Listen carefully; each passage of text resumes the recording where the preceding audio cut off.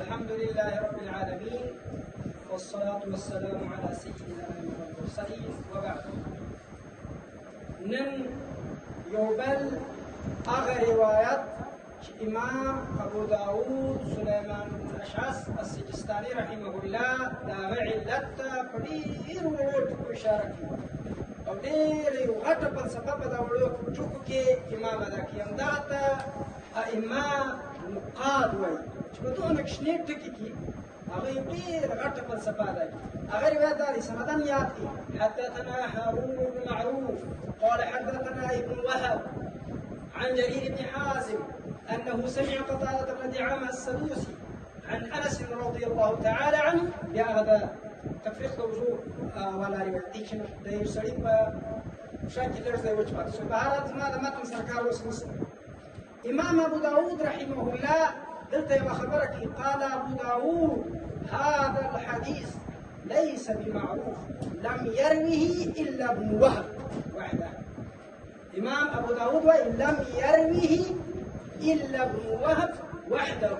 فتأكد يدير غټه فلسفه دی وای دا حدیث معروف نه دی، ليس بمعروف، ليس بمعروف، منکر، شاذ، محفوظ، معروف. دا هر یو ځان ته د مصطلح یو ځان ته اصطلاح ده چې مقاد استعمال کې بیا هغه ځان ته اصطلاح ده. په دې سره نظم په دې بحث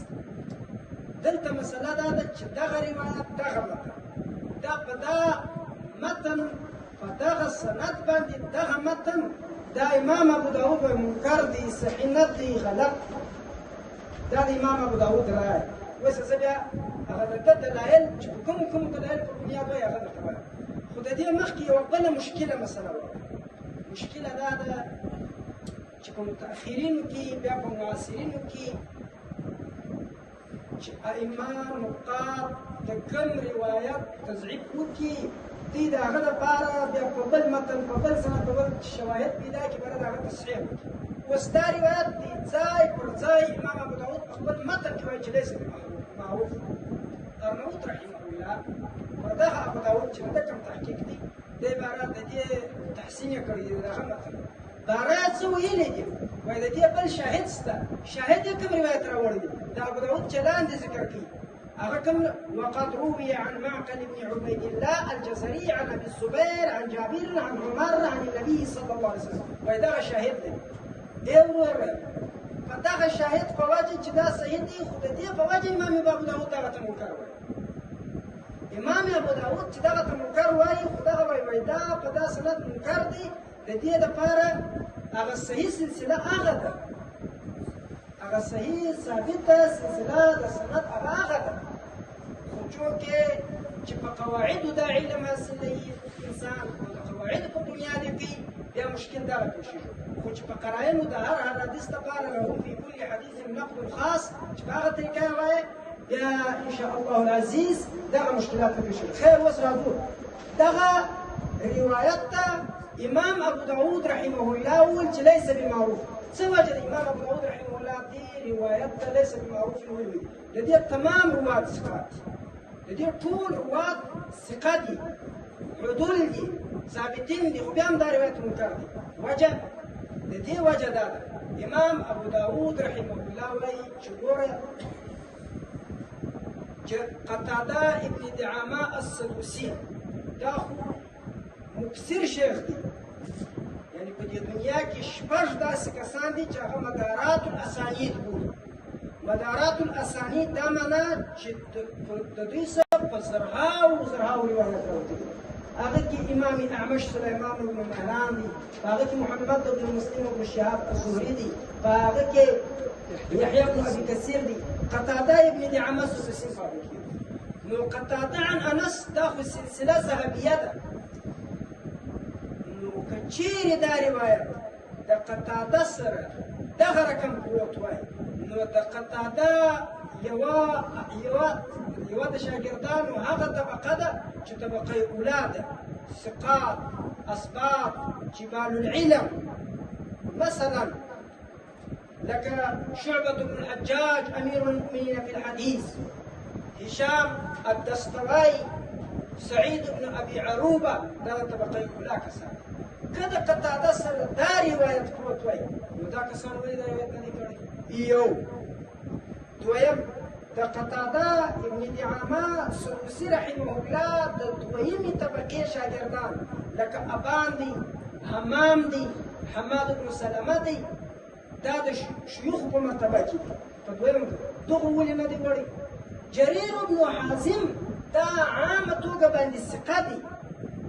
خو په قطاده کې په خاصه توګه باندې منکر الحدیث دي ضعیف دي شدید ضعیف خاص په قطاده کې یعنی د قطاده سره روایتو کې بیا چشت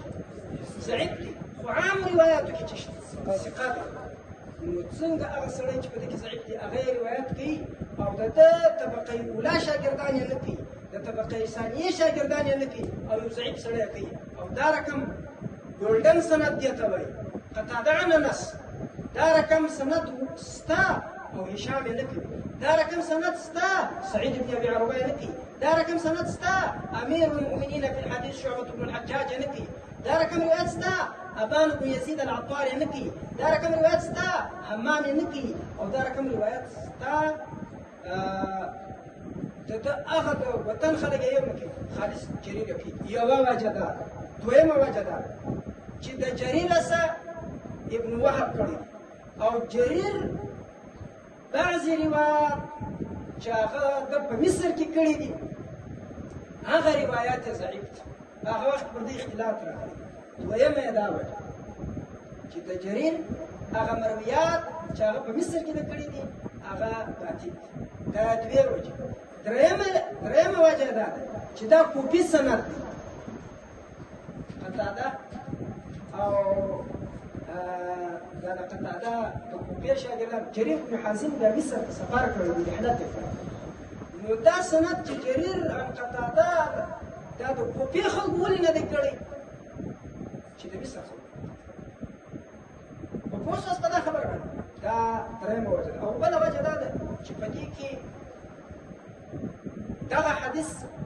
که چیرې د کوفي د مرویاتو سره صحیح وای نو لطارت به الشيوخ من اهل الكوفه دا په دې باندې تفرد به اهل مصر نه وای اوس یوه دا خبره ده دا خبره وکړه امام طبراني رحمه الله چې دا روایت راایستلی دی بیا راوایي یو دا روایت دی یو بل روایت دی دا راوایي لم يروي هذا الحديث عن قتادة إلا جرير بن حازم تفرد به ابن وهب يورد ده طبراني كتابنا معجم الأوسط أو معجم الصغير ده رقم حلية الأولياء ده أبو نعيم أصبهاني ده رقم ده أبو داود ده بهترين كتابونه ده دویمه موضوع ده فده اكيد اوس په دغه اشاره کړې ګوره ابو داود هم دغه اشاره کړې ده چې لم يروي الا ابن وهب بس په دا ټکی کې دا اشاره کړې ده چې واځي ابن وهب کړی نو ابن وهب هم ثقه دی خو په جرير کې بیا هغه ځای ابن وهب هم چشتي خو په دا کړی کې دی ضعیف دی جرير هم ثقه دی خو په قطاده کې ضعیف دی نو مشکل یې دا دی چې په دغه نقدي وړو مقولو باندې هغه وخت انسان پوهېدی سي چې د انسان جمع طرق زده او جمع طرق کې بیا دوه شیانې نور پسې زده یو یې صبر زده بالسین بل یې صبر زده بالصاد ټولې طرق د حدیث راجمع کې بیا یې پرله ووهې بیا یې سره معلوم کړې چې مخالفت چیرې دی موافقت چیرې ده تفرد چیرې دی تفرد د کوم چا ده په کوم ځای کې قبول دی په کوم ځای کې مردود دی چې دا اگر د شان ونه کړي د هغو پورې دا فرد غیر مکمل نو اوس ګورئ امام ابو داود هم دا روایت رد کړي ليس بمعروف لم يروي الا ابن وهب بس په دغه ټکي رد کړي امام طبراني رحمه الله هم د دې علت ذکر کړي درته لم يروي هذا الحديث عن قتادة الا جرير بن حازم تفرد به ابن وهب او دا رقم ابن عدي دغه روایت فقط دا رقم سند روایت راستلی باروي وهذان الحديثان تفرد بهما ابن وهب عن جرير بن حازم ولابن وهب عن جرير غير ما ذكرت غرائبه ابن وهب د ابن جريرنا دا ما ذکر کی د جريرنا جرير بن حازم د جريرنا د دې بغیر نور هم غرائب روایت دي او امام دارقطني هم دې اشاره کړه تفرد به جرير بن حازم عن قتادة وهو ثقة فنفس ثقة دي بدك زاوية أو أبو نعيم ددي دغت إشارة كده دعوي غريب من حديث جرير عن قتادة لم يروه عنه إلا ابن وهب أو قريت غريب فائدة غريب فائدة ده فوائد كتابنا ده غرائب كتابنا ددي دا معنا ده علات بكشير كدي چیرې تا ته دا وایي چې په دې حدیث کې فایده ده دی نه چې ته پسې ورځغلی چې دا حدیث باره به دا ډېر ښه حدیث دی دا دوی و علت ته اشاره کوي فایده دا معنا ده چې نادر علت پکښې دی ده معلوم کړی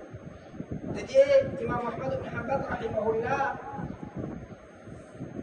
عبارات امام خطيب بغدادي رحمه الله الكفايه في علوم الروايه كراخي وقال الامام احمد اذا سمعت اصحاب الحديث يقولون هذا الحديث غريب أو فائدة فاعلم أنه خطأ فجيري أهل الحديث داوي كذا حديث غريب دي أو يدا فائدة ده فاعلم أنه خطأ أو دخل حديث في حديث أو خطأ من المحدث أو ليس له إسناد وإن كان قد روى شعبة وسفيان دا فشرح علين الترمذي بن رجب الحنبلي او دا فالكفايه في علوم الروايه دا لما خطيب البغدادي دوار كده روايه ستك محدثين داول دا فوائد كتابونه ټول هغه چې دغه شام راجمه کوي چې باغ کې علل وي تفردات وي دا غرايب كتابونه دا رقم دي غریب او فائده په حدیث کې ذکر شو دا معنا ده چې په دې کې علت څه خطا است په دې پوسوس روایت په دغه سره خلاص خلاصه دا چې امام ابو داود دې روایت ته منکر غلط خطا روایت او د دې په مقابل کې چې هغه لاندې بیا د کوم معلقاً کوم روایت نقل دي هغه صحیح روایت دي نو دا روایت په دا سند ثابت نه دي او دا شی امام ابو داود خالص په دا خبره ده هذا الحديث ليس بمعروف لم يرويه الا ابن وهب فدا کې اشاره وسوس